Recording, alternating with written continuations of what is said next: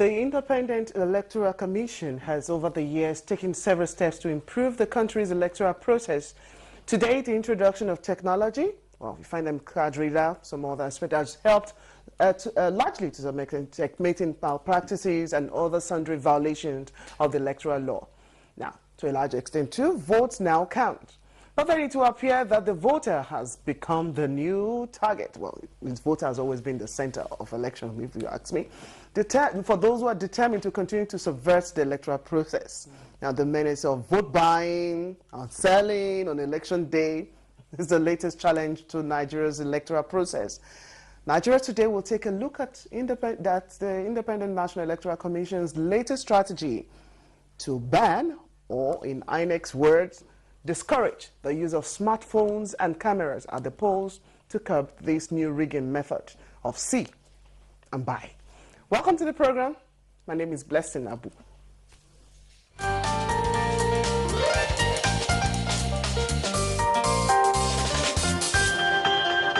The program is Nigeria Today, and with me in the studio to take a critical look at the topic, I'd like to welcome Hamzat Lawal. He's the Chief Executive, Connected Development Code, and is also the co-convener of the Not Too Young to Run movement. Welcome to the program once again. Thank you for having me.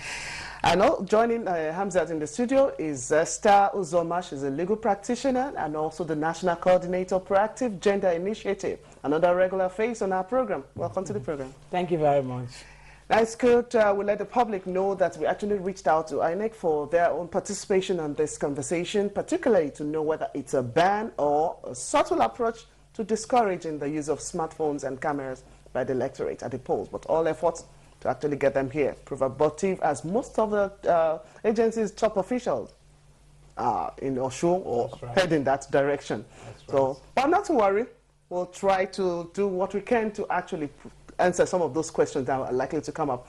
And come Thursday on another program, Good Morning Nigeria, you get to find out more on what INEC's position will be to clarify this. But first thing first, let's share their views. Now, this is something people are now saying, what? These phones have aided, technology has aided us seeing elections live as it's ongoing, real-time online. And this development, what do you make of it? Hamzat? Well, for me, it's quite interesting. It's interesting because today the world is being led by the use of technology. When the introduction of the card reader came, a lot of people were not certain about it, but then we saw that it helped to strengthen the electoral process. I'm sure some of our colleagues and friends would say, why would you want to ban us, particularly young people, from using our smartphone? But I can understand where INEC is coming from, because this votes buying and selling, it's a serious problem. And it's a problem that if we don't tackle heads on, it's going to undermine our electoral process. That's right. So for me, I welcome it. Though, again, it means that whoever would operationalize this would be the security agencies. But how are they briefed to ensure that they don't trample upon the rights of people at the polling units? The human rights activists in the House now, the use of smartphones, this is intended, as it's been seen, to preserve the secrecy of voting. Yes. Where do you stand on there? Yes. Or how it is going to run down people, whatever way? Yes, you know, for avoidance of doubt, let's not assume that that the right, freedom to communicate is absolute. It's not absolute. Really? There are places you go and you can't make calls. There are places you go, you can't even go with your telephone. There are places you go, you cannot even use any gadget. That's right. So you can't say those people, it's not absolute. In flight, for instance, they will tell you switch off your phones for that period of time. All right? And then the menace of vote buying constitutes a positive threat to our democratic process. It's a matter of emergency. And what INEC is saying is that when you come to the polls, in any event, the law prohibits you, the Electoral Act prohibits one from snapping and exposing the choice you have made. Okay. All right. Also, vote buying or selling is a crime. Now, because of the magnitude, when you have about 1 million people doing the same thing at the same time, of course it will overwhelm the security. So INEC, thinking out of the box, is saying, listen, they acknowledge the statement they issued that the gadgets also help, to curb some of the excesses, particularly of people who will snatch ballot boxes, talks, pictures do not lie. But what they are saying is this: to maintain the secrecy and sanctity of the voting process At the booth. at the poll only, when you go to cast your vote, do not use these gadgets. Then after you cast your vote, what do? Go ahead and make all your calls. That way, the politician will be in doubt as to who you voted for. Or did this person actually vote for me? I will not be eager to pass without 5,000 or 3,000, as the case may But do you be. see any form of intimidation or manipulation still holding sway, even with this ban or this discouragement of... The truth is that the ingenuity of the human spirit, can't you see? Humans are always evolving ways to beat the law. From creation, Adam, do not eat this fruit, eat everything. Adam went to that one that was prohibited. The nature of man, they always seek to do that which is prohibited. Curiosity, you always want to kill the cat. Yes. So there will be people who want to muscle this process, no doubt. But then, INEC is taking a very, very proactive step.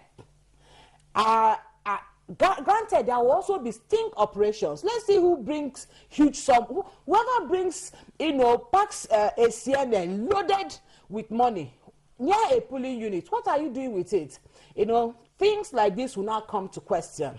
But the step they have taken, I think it will help. Okay, well, for some observers too, is of the opinion that people actually feel unsafe going about without their mobile phones. Well, it's one technology that is getting one as if you cannot do without it. Now, this amount, a banning amount, what does it amount to for the overall movement and security too for people generally, at least if I'm being intimidated or if, well, usually I'm at work during the electoral process. So should anyone want to get any form of intimidation or molestation, and those are means, what do you do? So for some people, those are the minutes they actually want to take the snapshots, post online. You get to see that immediacy. Number one, everybody cannot be voting at the same time. So all those good law-abiding Nigerians who are not voting, they're not banned from using their cell phones. You see? So you can never have an isolated... Exactly, to the polling. Okay, Yes. I'm sorry, let's see other... For INEC, of course, and for all the stakeholders, what they want, immediate feedback, maybe in the situation rooms and all of those one. Real time. Now, with this ban or the discouragement, how do such feedback quickly? How do they get, or how should we actually, what kind of substitutes do you think will give them other opportunities to actually address that? But this does not apply to accredited voters, because as an accredited voter, you're actually there overseeing or observing the entire process. And mind you, INEC stated clearly that once the ballot paper has been issued to you, that is when you're not supposed to use your mobile phone, particularly the camera. So after you have put the ballot paper in the ballot box, you can do whatever you choose with your mobile phone. But again, this is not in the Electoral Act. So this is now an opportunity for us to test this law. Because before now, INEC have actually rolled out a couple of policies that was tested at the court of law, which the court kicked against. So again, this is an opportunity for civil society and legal practitioners to test it. So let's allow the court to determine if INEC has that powers. But for me, I welcome it because it will help curb vote selling and buying. But then again, people would have to test this. I frankly think, if you even places, for instance, it's not written in any law book that you won't enter, say, for instance, the Federal High Court, enter the premises with your phone. But when you enter the premises, they just take your phones. It's not, you understand? It's part of these powers are inherent to the extent that INEC is, you know, even the smart card readers, it's not a matter of law. But now it's on the, it's now on the amendment electoral act. So, but INEC has inherent powers to conduct electoral processes. So, some of the powers that inhere, you know, are the powers that are giving birth to practices like, please, if you're coming to the PU, don't be a paparazzi. You see? Anyway, once we get back from this break to take a look at views from the street, because we're going out to see what people actually they are thinking about this ban or discouragement about the use of smartphones and other kind of electronic gadgets. We'll get to the street now. When we return, Oshu as a litmus test for this process is what I'm about to talk about. We'll talk about when we get back. You're watching Nigeria Today, and our focus is on the use of mobile phones and cameras at the polls, to be or not to be. We'll be back. Of what purpose that will serve them if you are not there with your phone? If you are there at the polling unit, polling booth to cast your vote, and if there is any need, in case of any emergency, is it that somebody calls you that there is problem around that place, leave that place, or you want to call somebody that there is problem here? And we know all these smartphones, you can snapshot. If money is exchanging hand, if there is a troubleshooting somewhere, you can snap and forward it to appropriate authority, either police or DSS or whatever, for quick intervention. If you ban camera and phones, it will be very difficult for them, because if somebody is doing it, to be captured. But another thing is, after capturing them, do they do anything? When you sell your vote, you are selling your conscience. You are selling your right. So it is not proper if tomorrow, after 2-3 days or 2-3 years, you have sold your right and you start regretting, because the people that bought your vote will go and put in a different person, a wrong person. It's not actually in the right process. So please, I don't think during that time for we to stop our mobile phone is necessary. Ban mobile phone during election procedure. They must have a very good reason for doing that. But I think they should be polite enough to come out and tell us the real reason why they are banning mobile phone. Advantage will be higher than the advantage, in the sense that without camera, those that want to, disenfranchise people from their voting, they can do and go away with it. Yes, a cross-section of Nigerians on the views about this topic, but it will appear as if most of them are actually, well, which is why we had to hold this program in the first instance.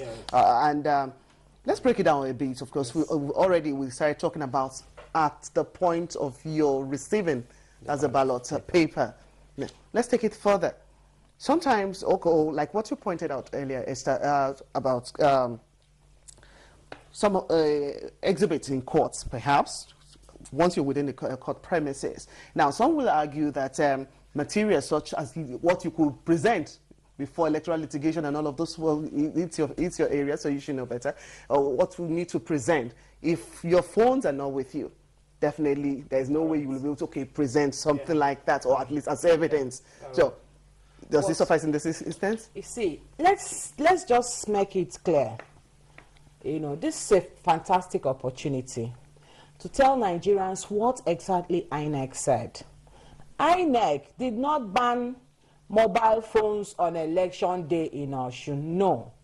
INEC said once you approach a polling unit to vote, once you are issued, that voting this thing, what you should do, yes, once you are issued the ballot, for that minute, that few seconds, because accreditation and voting is simultaneous.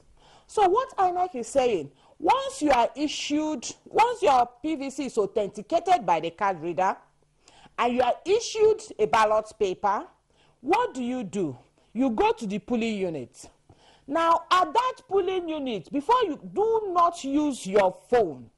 Because that's about the time people would Exactly. okay, It takes I've taken the exactly I've the done my snapshot. This shot, is exactly it, and I'm going to show you. So, very well. Say show and See and buy. See and buy. Yes. You know, in a day it was follow who no road. Ekiti was see and buy. Okay. All right. Who knows what a show will be? We pray that there shouldn't be. Exactly. Exactly. So that is, INEC is saying it takes less than 5 minutes to vote. INEC is saying just once you get your ballot paper, that's within that 3 minutes. Do not use the whole idea. The philosophy behind it is that INEC is overburdened. Presently, INEC is empowered to prosecute. That's part of their mandate, and they can't do that. Yes. So what they're saying is that just within that few minutes, so that to prevent the voter from divulging the choice, you know, they have made, in case they want to take money for it. So after 3 minutes, because what we saw in Ekiti was people voted and exposed, you know, folded, instead of folding it in, they folded it outwards so that a third party can see, and then they follow the third party, collect white paper, go behind somewhere and take money. So you can't do that now. In fact, the BUs right now are so, even they are situated in the same places, but they are now designed in such a way to make it impossible. And this use, this temporary ban, is just to tell you, please, if you are going to the DPO's office, you dare not go with your phone. You don't make calls in the DPO's office. Even when you go there as a lawyer, you will hear them, your client is shouting. You didn't even come with your phone. What are you going to snap? You understand? I mean, yes.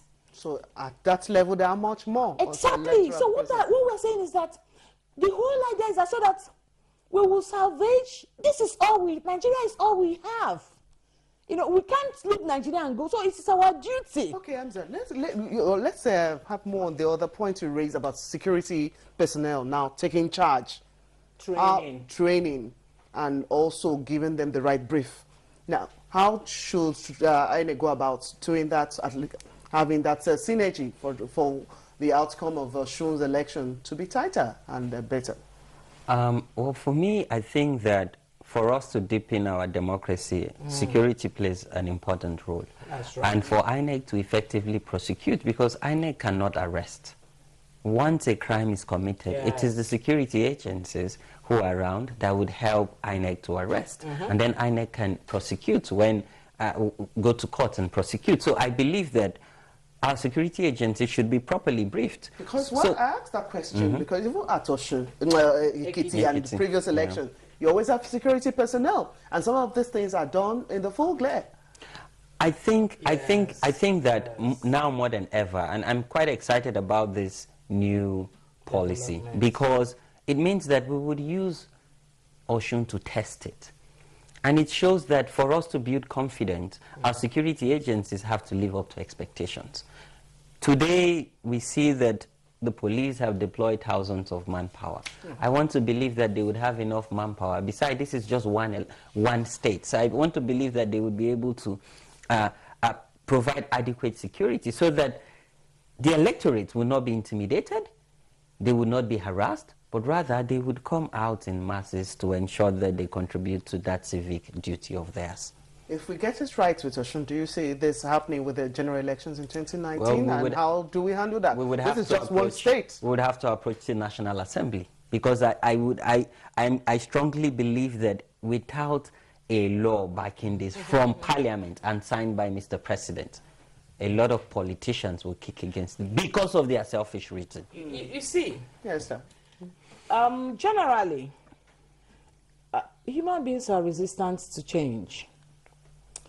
When the FCT minister came and said all those heavy, for instance, let's take motorbikes. When he said banned motorbikes in the cities. Yes, he didn't need an enabling law.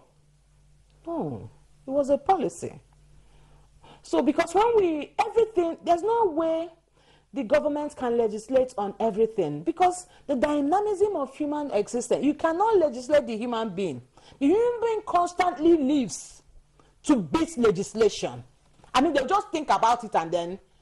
So, you know, but we need to come to that place as a people when we decide to salvage our people, our nation, and take it from the clutches of the political class. The political class will always champion it.